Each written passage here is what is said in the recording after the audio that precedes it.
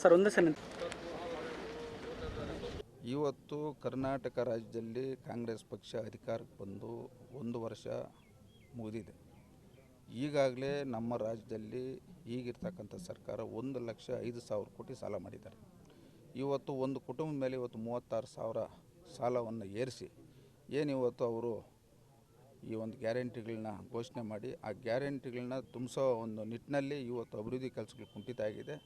ಇವತ್ತು ಏನು ಈ ರಾಜ್ಯದ ಜನತೆ ಮೊನ್ನೆ NDA ಅಭ್ಯರ್ಥಿಗಳಿಗೆ ಮತ ಹಾಕಿದಾರೋ ಅದರ ಒಂದು ವಿರುದ್ಧವಾಗಿ ಇವತ್ತು ಜನಗಳ ಮೇಲೆ ಇವತ್ತು ಡೀಸೆಲ್ಲು ಪೆಟ್ರೋಲ್ ಬೆಲೆ ಏರಿಕೆ ಆಗ್ತಾಯಿದೆ. ಇನ್ನು ಮುಂದೆ ಎಲ್ಲದರಲ್ಲೂ ಇವತ್ತು ಬೆಲೆ ಏರಿಕೆ ಮಾಡ್ತಕ್ಕದ್ದು ಬಿಟ್ಟರೆ ಅವ್ರಿಗೆ ಬೇರೆ ಇನ್ಯಾವುದೇ ಈ ಒಂದು ಸರ್ಕಾರ ನಡೆಸಲಿಕ್ಕೆ ಅವ್ರ ಹತ್ರ ಯಾವುದೇ ಒಂದು ವಿಧಿವಿಧಾನಗಳು ಯಾವುದೂ ಇಲ್ಲ.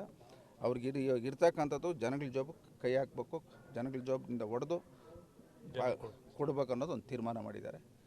ಈ ಒಂದು ರಾಜ್ಯದಲ್ಲಿ ಇದೇ ರೀತಿ ಏನಾದರೂ ಮುಂದುವರೆದರೆ 2028 ವಿಧಾನಸಭೆ ಚುನಾವಣೆ ಬರೋ ಸಂದರ್ಭಕ್ಕೆ ನಮ್ಮ ರಾಜ್ಯದಲ್ಲಿ ಸುಮಾರು 17 ಲಕ್ಷ ಕೋಟಿ ಸಾಲ ಆಗುತ್ತೆ ಅಂತ ನಾನು ಹೇಳಕ್ಕೆ ಬಯಸ್ತೇನೆ.